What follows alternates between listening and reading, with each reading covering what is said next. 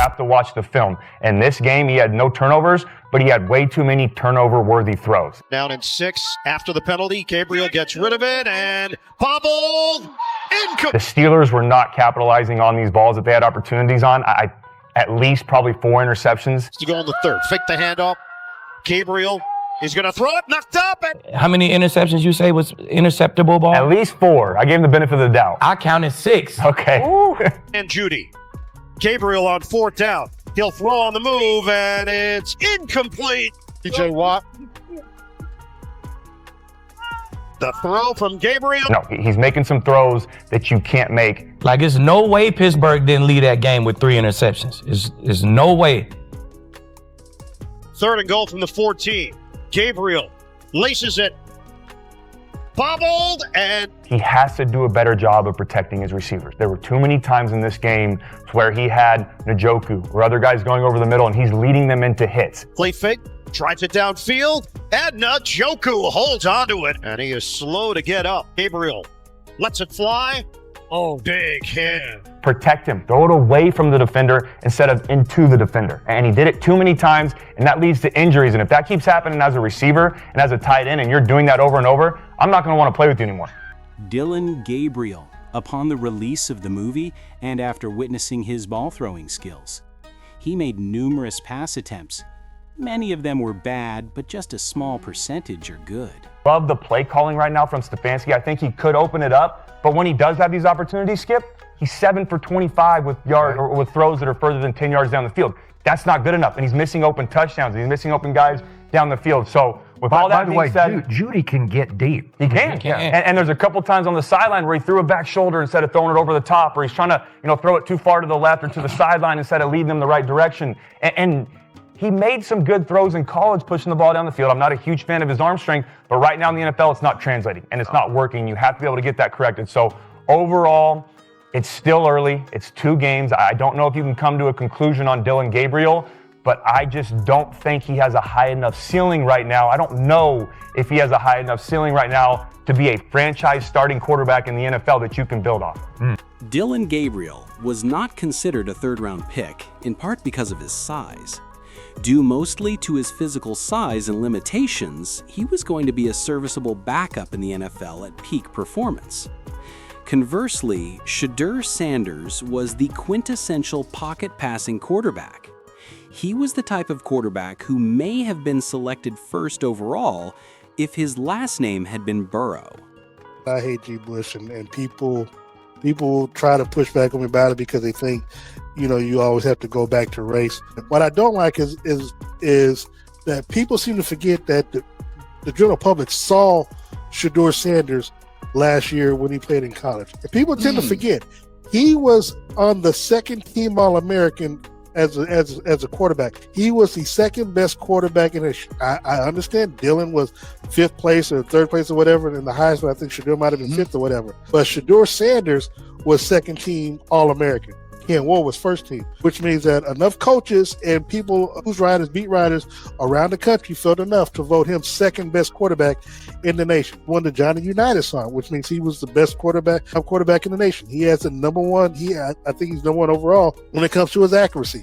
That's through his time at Colorado as well as Jackson State. Now, I know because I've seen with my eyes, and I've seen at 3, 4, 5, or 6 o'clock in the morning when I'm in Germany watching Colorado play at midnight Germany time when I'm covering the Chiefs, and they're on back here, 9 o'clock or whatever here in the United States, but it's way 3 o'clock or something in the morning that I'm watching them over there. I can tell you that I saw what he did with Colorado State, that game going in the overtime in that game, where again it's 7 something in the morning over here in Germany where I was at covering the game later on in the afternoon, where I saw Shadur Sanders lead his team back from behind to overtime victory, throwing dots across the field, across his body to the back of the end zone. Perfect. Excellent. A point I made regarding Dylan Gabriel during the Browns versus Steelers game was the number of balls that ought have been intercepted. How the Pittsburgh Steelers didn't leave with at least 3 interceptions is beyond me. In that game, there were 3 interceptions or possible interceptions that should have been gimmies. I don't know if it's the left hand spin. He doing something right. That's what he do best. you make the ball hard to catch for the defense because they could not catch your balls at all. You know what I'm saying? So you would have caught 3 of those, right? I don't know. I never tried to catch it, Dylan Gabriel, but they must be tough as shit to catch because that doesn't speak well for the Browns. Yeah, that's not good for the I mean, I'm just saying the Steelers, they've been catching picks all year and they could not catch one to save their life. So he got sacked 6 times. Yep. I think about 4 of them came from him holding the ball. 2 of them were just great rushes. It was on him before he can do anything. 4 of them came from him sitting in the pocket holding the ball.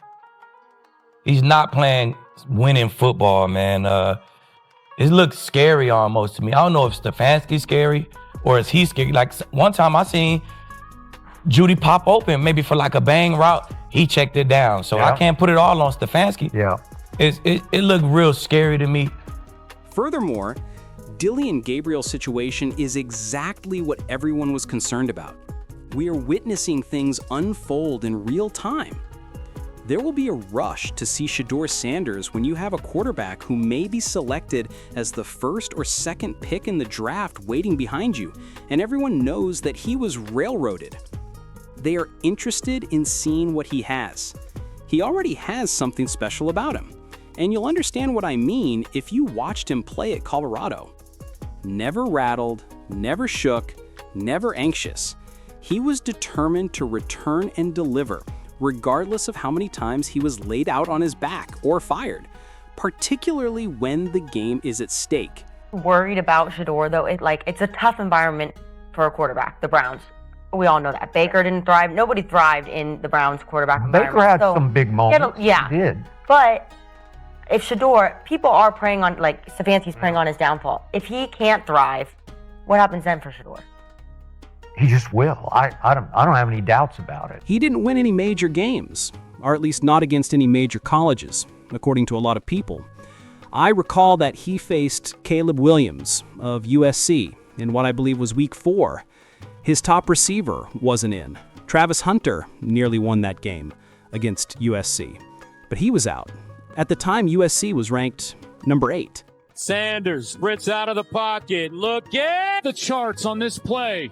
It's a broken play. Sanders scrambled. He passed for nearly 400 yards and scored 4 touchdowns. He came quite close to winning that game by himself. As a result, many individuals prefer to claim that he didn't do well in important situations against prestigious universities. He scored 41 points in that crucial game against a large school, without his best wide receiver. People are prepared to witness that. Everyone is clamoring to see. The Dylan Gabriel trial is nearly finished. Hopefully, the Kevin Stefanski experiment will conclude at the same time as the Dylan Gabriel experiment. I don't have faith, as I stated in both my prior and most recent videos. Kevin Stefanski is not someone I trust to train Shadur Sanders. After what he did in the last preseason game, I can't trust it. Regarding some of his other actions, particularly denying him access to the ones for practice and preventing him from participating fairly in OTS in the preseason, I have no faith in it. Kevin Stefanski has no reason to care about Shadur Sanders' success. I said give him 4 games, but You're going to bump that down? shit, I might go right now. Like before the trade, we got to see something. Let's see what Shedeur got with this team before we break it up and trade everybody. The trade deadline is coming soon. You going to trade some of these guys, and it's going to happen. So you might as well let Shedeur rock while you got this group. You know, then let him rock with this group before you trade some of your linemen or something like that. So I don't know. It's very bad in my opinion. It's very scary. You say you don't know if he could be an NFL quarterback. I don't. Thus, I believe that the Browns are having a big week. I believe that Kevin Stefanski's having a big week. Dylan Gabriel was having a big week, in my opinion. Above all, I believe that this week will be significant for Sanders. But you never know. You can never predict how things will turn out. We'll see how it turns out, because there is a lot of footage on Dylan Gabriel, and it might be worse than the last 2 weeks. These are my opinions about it. As we typically do, make sure you guys try to continue the conversation down below. Additionally, please hit the like button for me if you haven't already. Additionally, please hit the subscribe button for me as well if you're already a subscriber to the channel. Peace and turmoil as usual.